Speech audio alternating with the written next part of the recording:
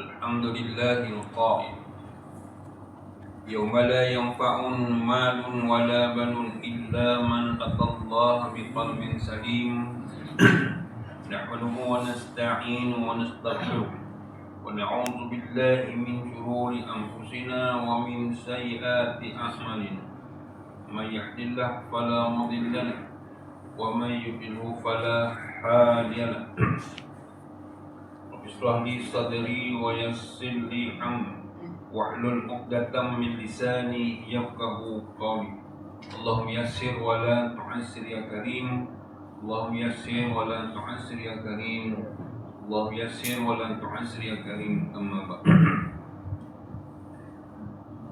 Para jemaah yang dirahmati Allah, kita mulakan pagi ini dengan umur kitab Al-Fatihah. A'udzubillahi minasyaitonir rajim. Bismillahirrahmanirrahim. Alhamdulillahi rabbil alamin. Arrahmanir rahim. Maliki yaumiddin. Iyyaka na'budu wa iyyaka nasta'in. Ihdinas siratal mustaqim. Siratal ladzina an'amta 'alaihim ghairil maghdubi 'alaihim waladdallin.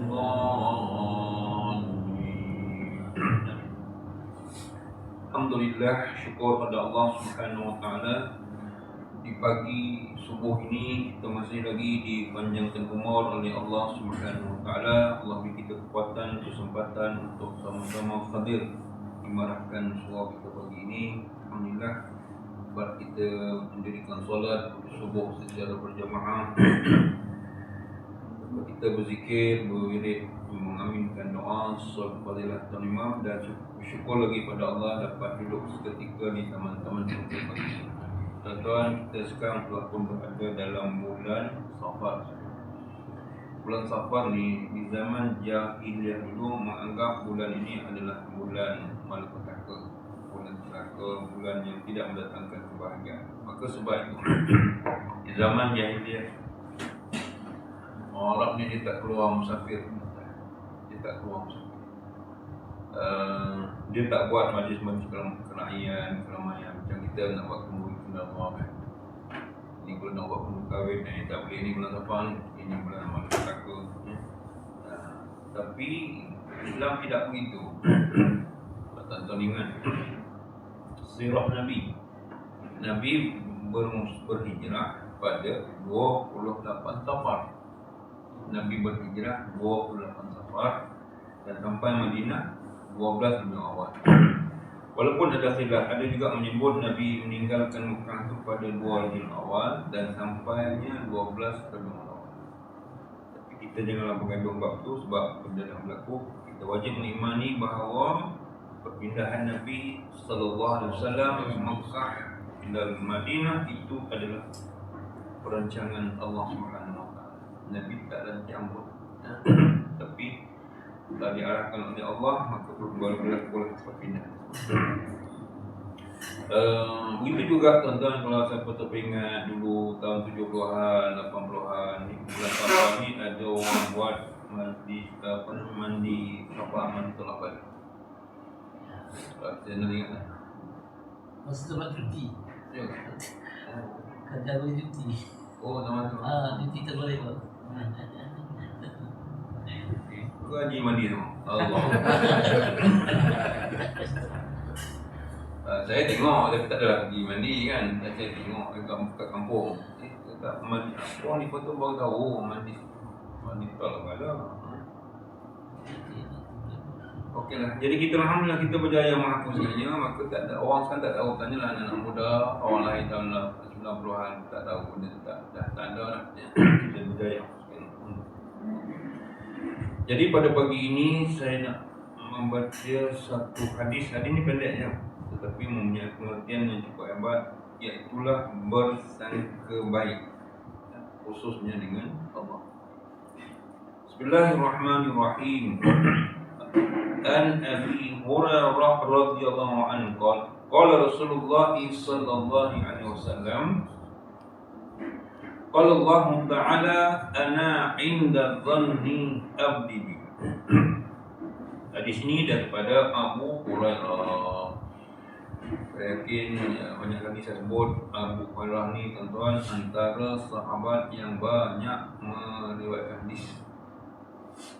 Dia bersama-sama Nabi hafal sampaikan kepada sahabat 5,000 lebih kurang 5,347 lah, banyak. Banyak juga sahabat Nabi hadis daripada Abu Hurairah. Daripada Abu Hurairah radhiyallahu anhu kata bahawa sesungguhnya Nabi kita Muhammad sallallahu alaihi wasallam bersabda, qala Allah Ta'ala, firman Allah Subhanahu wa taala dalam hadis qudsi, ana inda dhanni abdi bi, aku di sisi zan dan sangkaan hamba-Ku denganku. Okey.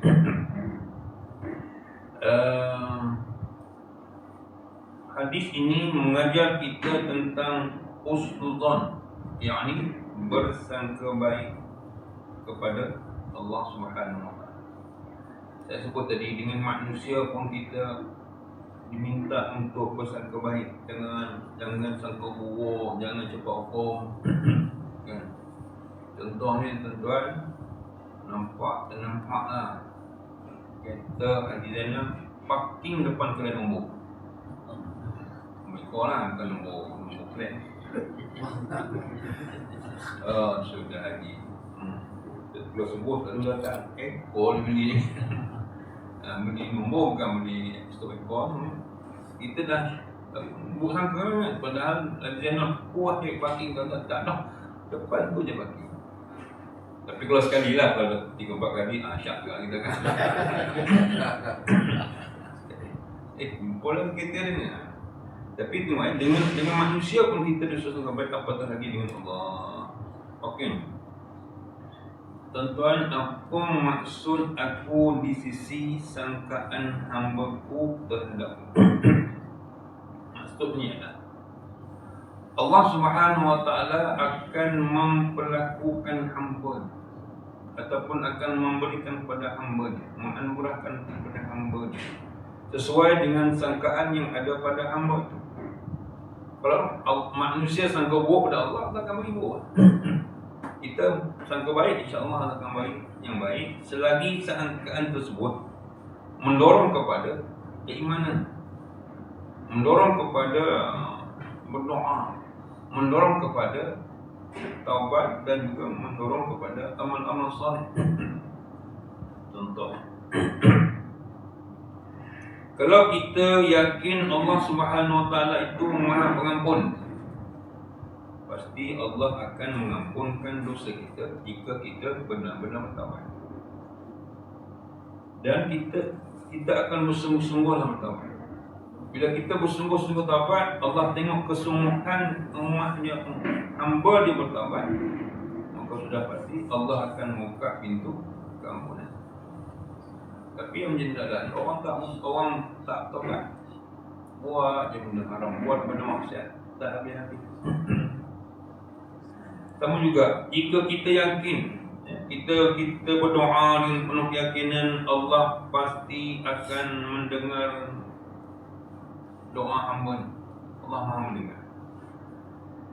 Jika Allah tak bagi sekarang, Allah akan bagi yang lebih baik. Kalau Allah tak bagi yang baik, Allah akan, yang ketiga ni hebat tuan-tuan, Allah akan ampunkan dosa kita. Yang penting kita yakin, minta Allah bagi. Minta sehat, Allah bagi sehat. Minta rezeki, Allah bagi rezeki. Minta ramai anak, Allah bagi ramai anak. Jadi Allah bagi. Tetapi ada kalanya Allah tak bagi apa yang kita minta, tapi Allah bagi sesuatu yang lebih baik. Kadang-kadang kita tak sangka datang rezeki menempah Allah. Mana datang? Sebab kita minta, tapi Allah bagi sesuatu yang baik. Dan yang ketiga ni lagi hebat tuan-tuan ya. Sebab bila Allah tak bagi yang kita minta, Allah tak bagi yang baik, Allah ampunkan dosa. Ini sesuatu yang hebat. Sebab bila Allah ampunkan dosa, sudah tentulah kita akan dapat masuk syurga. Takkan tak nak masuk syurga kan? Orang tak Islam pun nak masuk syurga. Tuan-tuan tak tanya dia bilang muka. Sedikit. Andai kata aku pergi dulu sebelum kau tunggulah aku kat pintu syurga. Dia masuk syurga mana boleh, sebab dia bukan Islam. Yang masuk syurga ni orang Islam kafir dah. Tak boleh. Yang baik macam mana pun. Okey.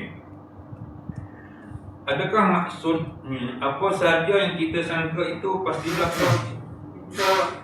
jawapan tidak. Hadis ini bukan maksud kita hanya berangan-angan tanpa berusaha. Contohnya, kita tak boleh cakap saya yakin Allah akan bagi syurga tetapi meninggalkan solat dan melakukan maksiat. Dan Allah nak tak apa, dia kata Allah akan bagi syurga tapi dia tak sembahyang. Dia tak sembahyang, dia mengekalkan melakukan maksiat. Sama juga kita tak boleh cakap Allah Maha Pengampun. Boleh cakap Allah Maha Pengampun, tapi dekat konti dekat tu boleh Allah Maha Pengampun memang, tapi yang tak bolehnya kita sebut Allah Maha Pengampun lalu sengaja buat dosa. Kita kisah apa Allah Maha Pengampun, kau buat dosa macam mana pun benda minta ampun pada Allah. Tak boleh. Syaitan jahat, mana dia syaitan baik. Digoda ni kita buat jahat, engkau tak ampun, engkau buat jahat. Allah Ghafur Rahim, kata Allah Maha Pengampun, Allah Maha Pengampun. Kau buat jahat. Buat dia tengah buat jahat, meninggal. Tak sempat nak mohon keampunan pada Allah Taala, habis. Jadi syaitan buat syaitan, dia punya mainan cukup hebat. Dia goda kita, dia macam-macam dia.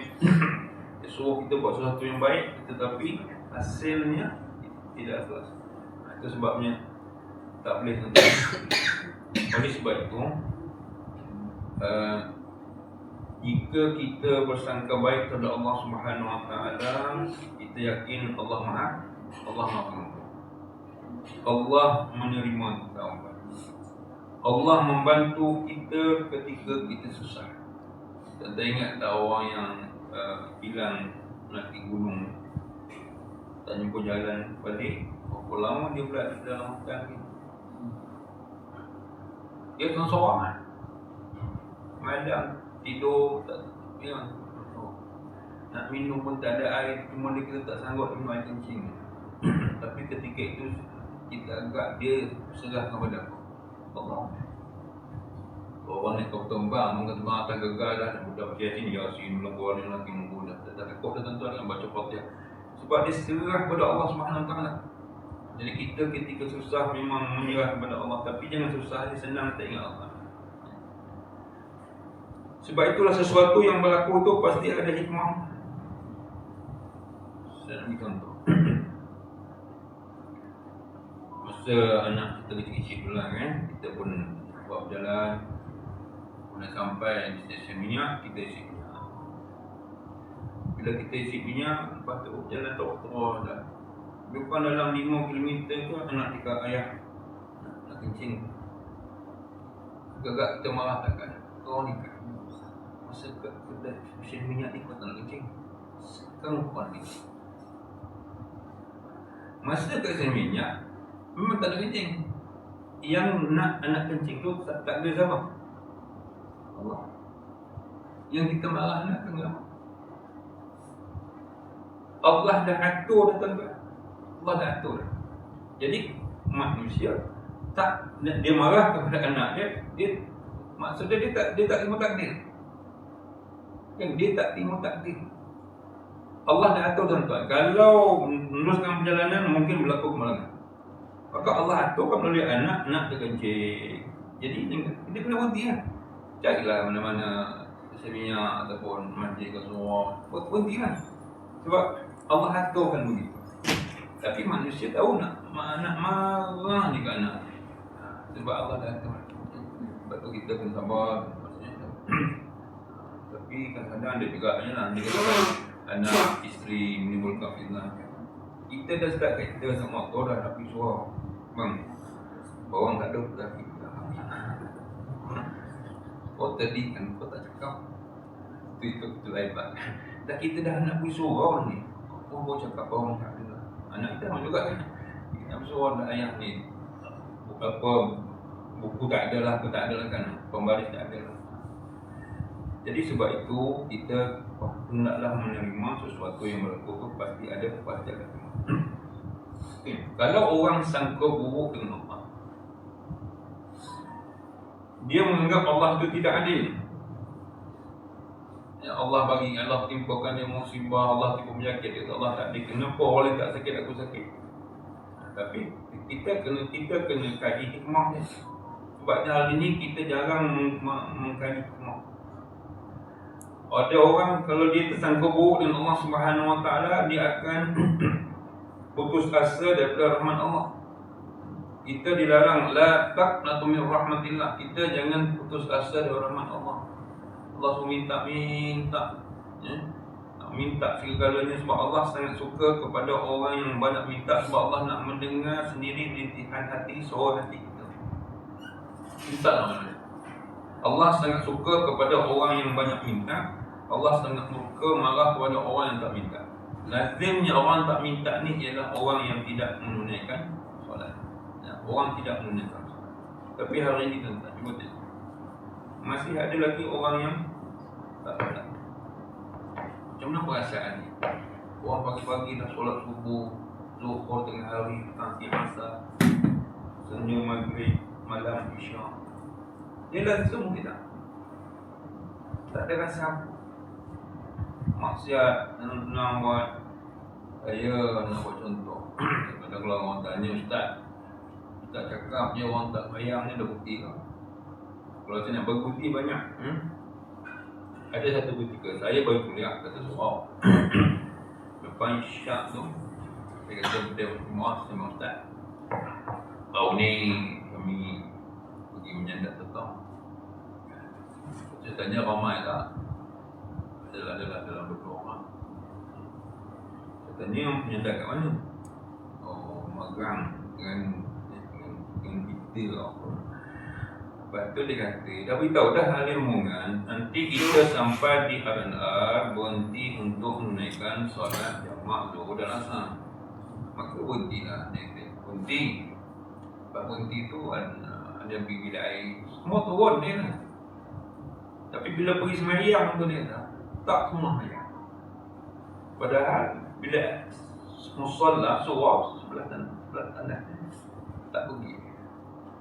Saya cakap ni yang patutnya kau buatlah syarat. Sesiapa nak menyertai jalan sotong ni hendaklah terdiri pada orang yang solat.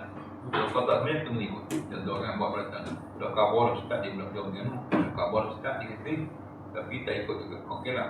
Lepas tu dia kata naik boat pun sama juga. Dia kata kita buat solat dalam atas boat, yang tadi kat bawah solat, atas boat tak semayang. Ni kalau macam tu tak berkat sotong berapa? Berapa kilo lah? Tak banyak Ustaz, 52 kilo. Oh, banyak tu kan, 50 kilo. Tapi saya kata kalau macam tu, sotong kau tak, sotong tak berkat tu Ustaz. Sebab tak sayang. Sebab tu orang tak sayang ni, rezeki tak berkat. Dia pulun macam pagi subuh dah keluar pukul pagi-pagi, tak sayang. Zuhur tak sayang, dapat gaji, dapat alam tidak berkat. Dia akan bagi anak-anak satu keluarga makan benda tak berkat. Isteri makan benda tak berkat, suami makan berkat, anak makan benda tak berkat. Jadi beli kereta tak berkat, aircon, kipas semua tak berkat. Hidup dalam keadaan ketidakberkatan. Kita kadang-kadang anak tak menjadi belajar lah, tak pernah boleh kan? Sebab apa? Sebab dia meninggalkan solat. Okey, pada jemaah yang mati Allah. Apabila kita mengatakan bahawa kita husnuzan sangka baik dengan Allah Subhanahu Wa Taala, hendaklah disertai yang pertama dengan iman. Kita tak boleh mengatakan kita sangka baik tapi tidak disertai dengan iman yang mantap. Sebab itu Profesor Dr. Syekh Al-Qaradawi, Yusuf Al-Qaradawi, sebut jelas tuan-tuan, Al-Qaradawi, orang Melayu kata Kardawi tak betul, Yusuf Kardawi. Sebutannya Yusuf Al-Qaradawi. Qaradawi. Dia kata apa? Dia bocah di kalangan anak-anak muda. Ya, dia beri semangat pada anak muda, dan saya fikir anak muda pun kita pun tak boleh ambil apa yang pun. Dia kata hendak kecemerlang itu hendaklah yang pertama imanul amr. Seorang itu mestilah mempunyai iman yang mendalam, iman yang mantap kepada Allah Subhanahu wa taala, Rasulullah, iman pada rukun iman yang 6. Hari ini persoalan iman lah menyebabkan orang tak percaya kepada agama. Orang tak beramal dengan Islam, beriman tak mantap. Orang terlibat dengan kumpulan-kumpulan ajaran tak betul, ajaran sesat ni sebab kekuatan iman tak kuat. Padahal bukan tidak cerdik. Saya ambil contoh ajaran Syihab diasaskan oleh Suhaimi. Suhaimi ini orang dia dari segi pendidikan dia tengah buat PhD. Dululah saya tak tahu dah habis tidak. Tapi kenapa dia boleh mengatakan Nabi Muhammad itu Allah? Dan dia kata Nabi Muhammad lam yalid wa lam yulad. Nabi Muhammad tidak beranak dan tidak beranakkan. Ambil mana pula dia? Tak apalah, dia bingung. Pengikut dia pun bingung juga. Macam mana kau boleh percaya? Kita belajar sejak sekolah tadika, sekolah rendah, sekolah menengah, masuk universiti. Nabi Muhammad dia Nabi lah, Allah. Tapi dia boleh ubah mengatakan Nabi Muhammad itu adalah Allah. Ada pengikut. Jadi sebab iman tak kuat lah, iman tak mantap. PMYT, Perjalanan Mimpi yang Terakhir, diasaskan oleh Masyitah. Masyitah ni dia pakai mimpi. Pada tahun 2021, Masyitah telah pun dipanggil oleh Maiz dan Jaiz untuk majlis istitabah, majlis taubat. Saya hadir untuk menyaksikan majlis bukan. Saya hadir di atas pentas, kami 5 ke atas pentas tu. Masyitah tengah-tengah, sebelah kanan Bersama Mufti Selangor, Datuk Al-Ahad, ujung sekali Ustaz Maiz. Sebelah kiri dia Ustaz Adah Pengarah Jaiz, saya jawab. Masyitah mengaku bersalah dan dia menyeru pada pengikut dia untuk kembali semula ke pengajaran. Tahun 2021, tahun 2026 dikabarkan dia buat semula menjalankan menyampaikan dakwah. Masih buat lagi. Isu dia kenapa? Dia nak ajak orang pergi mana? Kan? Allah SWT Bila Abraham buat lagi. Ini geng dia tak sayang. Dia nak buat agama tak solat. Ini sebab saya buat tadi, kita mesti iman yang mantap. Kalau kita mengatakan kita bersangka baik dengan Allah, iman kita mesti mantap. Okey, yang kedua, taubat. Mesti disertai dengan taubat. Taubat ini hendaklah kita memulai dengan memohon keampunan pada Allah Subhanahu Wa Taala. Kita kena banyak istighfar. Kalau orang tanya apa beza istighfar dengan taubat? Istighfar adalah nafas, menyebut astagfirullahalazim, astagfirullahalazim. Taubat ini kita ingin kembali semula kepada pangkal jalan. Kita ingin kembali kepada ajaran Islam yang sebenar, taubat. Sebab itu yang sudah-sudahnya. Sebab itu kita tidak boleh berbangga dengan maksiat. Innallaha mu'abi ila mujahid. Jangan berbangga dengan maksiat. Kalau kita pernah melakukan sesuatu kemaksiatan, jangan berbangga. Jangan masuk ke dalam Facebook. Ada orang suka masuk ke dalam Facebook, cerita zaman-zaman dia buat benda tu baik. Ya, kalau setakat nak beritahu dengan anak-anak, ya, tak apa, tuan, sebab kita tak nak anak kita buat benda-benda yang tak betul. Ya. Saya ambil contoh. Orang dulu dia kahwin bersanding. Bila bersanding, yang perempuan buka tudung. Tapi masa kita kecil-kecil dulu je dia sekolah pakai tudung pendek kan, 1, 2, 3 ada sekolah menengah sekolah pendek ni. Lepas tu dia masuk dalam Facebook gambar dia kahwin tu. Jadi dalam keadaan isteri atau isteri tu sendiri masukkan gambar dia dalam Facebook, cerita kenangan 30 tahun yang lalu dia. Isu dia kenapa dia masuk ke dalam Facebook? Sedangkan benda yang dia buat itu adalah tak betul, haram, benda haram. Jadi bila masuk Facebook, tujuan untuk berbangga, innallaha mu'afi, Allah akan mengampunkan dosa seorang illa mujahid, melainkan orang yang berbangga dengan dosa. Jadi Allah nak ampunkan. Sebab itu kalau kita sekadar untuk menceritakan keburukan ke kebaikan pada anak-anak, okey, tapi jangan kita dalam majlis sosial. Contoh katanya, contoh tak kala kematian menjemput jiwa Al-Amashi rahimahullah, anak-anak dia menangis. Maka dia berkata, wahai anak-anakku, janganlah kamu menangis. Wallahi, demi Allah dan Tuhan selain dia, dia kata, saya tidak pernah terlambat takbir ihram selama 60 tahun bersama imam. Dia solat berjemaah tak pernah tinggal. Dia cerita kat anak-anak dia lah. Dia tidak mengatakan kerana kesombongan ataupun bangga diri, bongkak, tetapi dia mengatakan supaya mengajar kepada anak-anak betapa pentingnya solat berjemaah. Dia beritahu kat anak dia bukan jalan dulu mana Facebook kan. Dia tak cerita, tapi dia nak beritahu anak saya, tolonglah. Sama juga Ibnu Idris, ahli zuhud, ahli ibadah mengatakan anak dia sedang menangis, wahai anakku, bertakwalah kepada Allah, janganlah kamu berhaka kepadanya. Dalam rumah kita ini, demi Allah, saya telah menghatam Quran sebanyak 4,000 kali dalam rumah ini. Ayat juga kata. Untuk tujuan apa? Memberi motivasi pada anak supaya baca Quran, supaya dapat solat berjemaah. Okey, saya kembali pada tadi. Kita bila mengatakan bahawa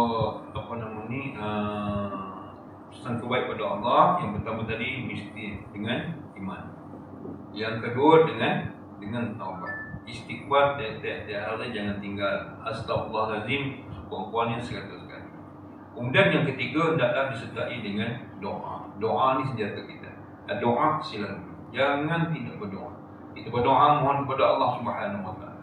Apa-apa saja yang kita nak, kita hajat, mohon pada Allah.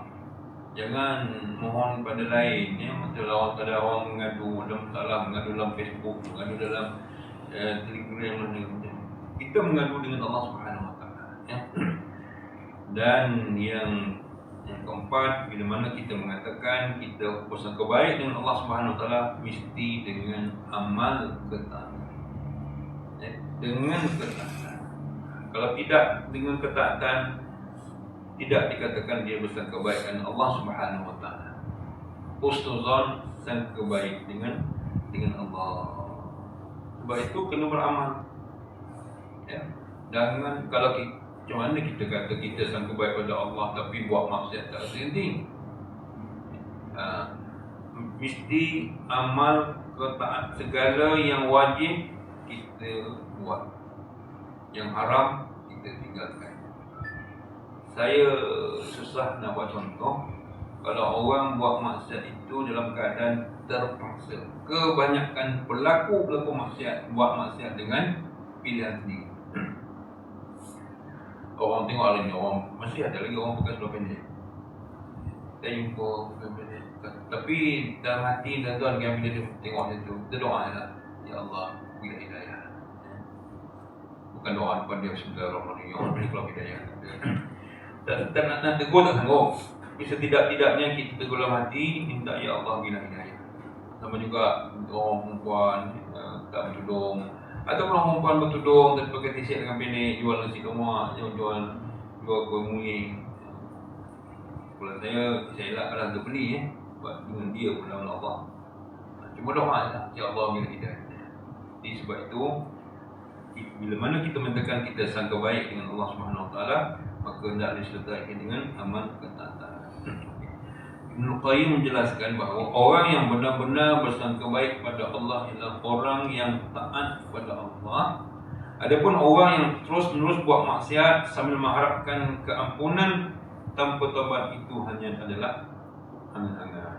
Di akhirnya para jemaah, hadis yang kita belajar pagi ini mengajak kita yang pertama, jangan putus asa dari rahmat Allah, sentiasa mohon.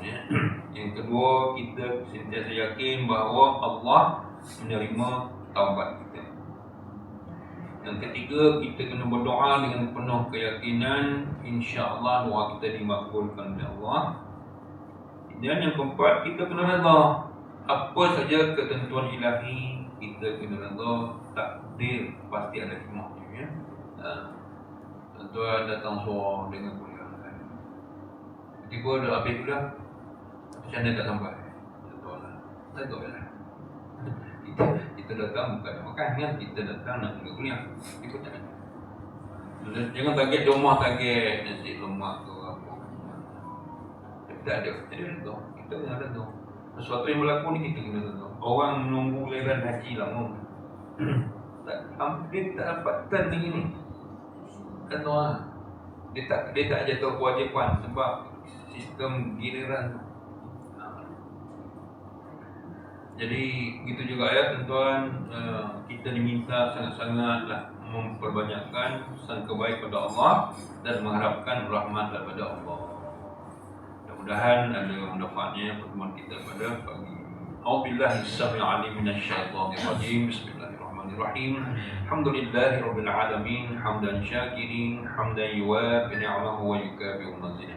Ya Rabbana lakal hamdu kama yanbaghi li jalal karim wa 'azimi sultanik. Allahumma iftah 'alaina futuhal 'arifin warzuqna fahman nabiyyin bijahil khatamil mursalin. Rabbana atina fid dunya hasanah wa fil akhirati hasanah wa qina 'adzaban nar. Wassallallahu nabiyil karim wa ala alihi wa sahbihi ajma'in. Walhamdulillahi rabbil alamin. Kita tangguh tasbih kafarah dan surah wal 'asr. Subhanakallahumma bihamdika asyhadu an la ilaha illa anta astaghfiruka wa atubu ilaik. Bismillahirrahmanirrahim. Wal 'asr innal insana lafi khusr الذين آمنوا وعملوا الصالحات وتواصوا بالحق وتواصوا بالصبر. صدق الله العظيم وبالله التوفيق والهداية. السلام عليكم ورحمة الله وبركاته. Assalamualaikum.